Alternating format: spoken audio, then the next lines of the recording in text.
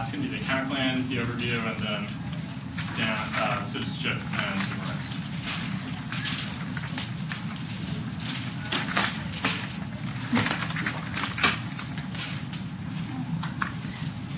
It's like a superpower. It's as close as you can get in real life.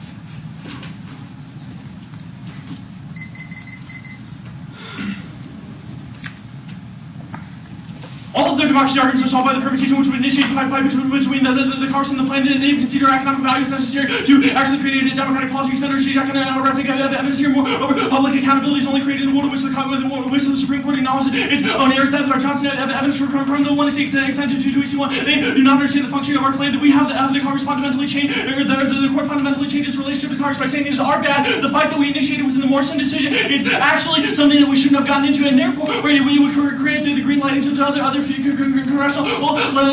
congressional legislation. Moreover, if anything, now extend the permutations to functions in two ways. First, in a world in which it is initially struck down, that means that we pick a fight within Congress. Moreover, it would also have the initiation of the plan and have the white flag that the court will get out of the Commerce Clause jurisdiction is not separate because it still advocates the entirety of the plan. Now, their first PPP body of evidence is actually permutation solvency evidence. It indicates in a world in which the court gets out of the fight, then that is the actual way to create supremacy. The West evidence indicates that we need to defer to Congress to give a greater amount of power. Their argument about the future, or about the future self-installation, is a world in which the court can declare, but not a world in which the Congress follows through and take power away from this one. It has both actors acknowledging without any risk of a backlash and other issues, which means that we solve for the future legislation better now. Extend to EC apply our evidence indicates necessary for true equality. Our West evidence says that you need to imagine a world in which you've created equality. This is the best policy option because you're only responsible for the world. But the Supreme Court takes into effect our McCain evidence after conditionality. Our evidence indicates the factual bias necessary or changing the way the court's relationship with the plan, because otherwise one will continue to be second-class citizen. This is where our clarity evidence comes into play. Our clarity evidence is necessary for the future enactment because otherwise there will be blurry as to whether or not women are actually commercial actors or whether or not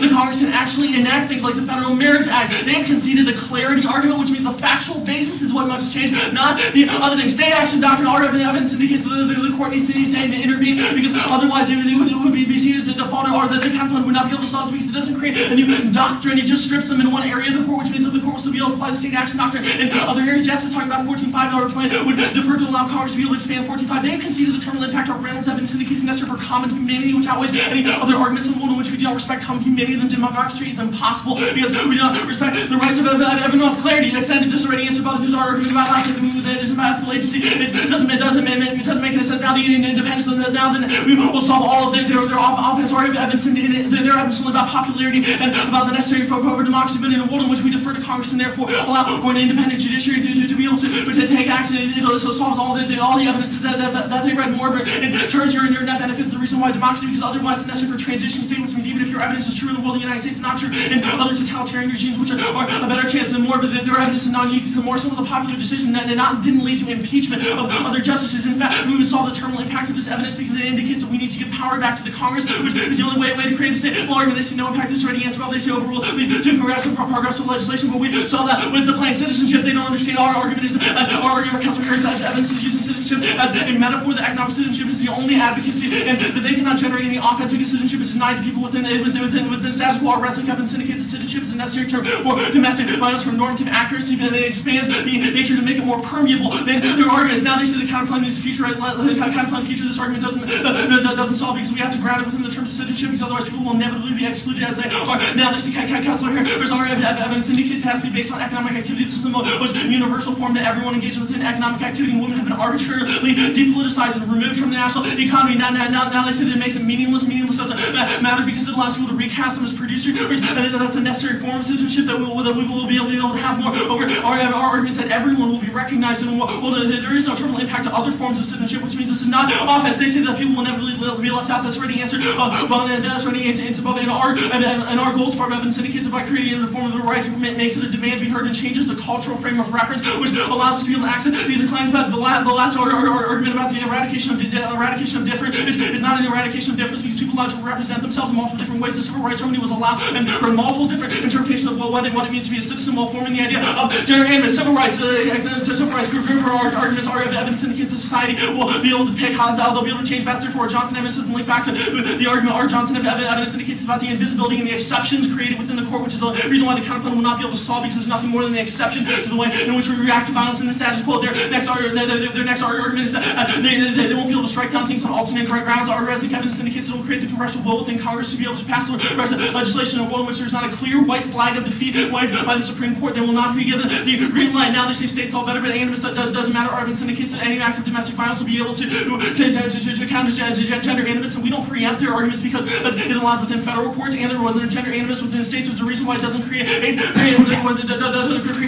And they've conceded all the Reagan evidence comes from hacks from 1991 is old. It doesn't assume the future of legislation, which means it's not just psychobabble. We do address the material condition, and the states have failed in the status quo. That's the reason why 1 in 4 women will be beaten.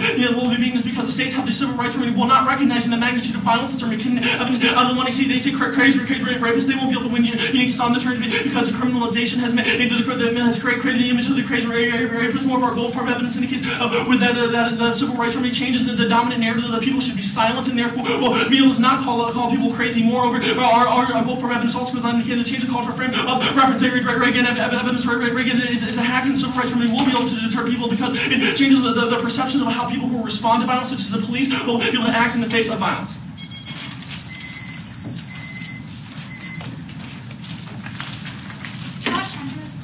Yeah, 5:45. 5:45? 45. Can I get the whatever?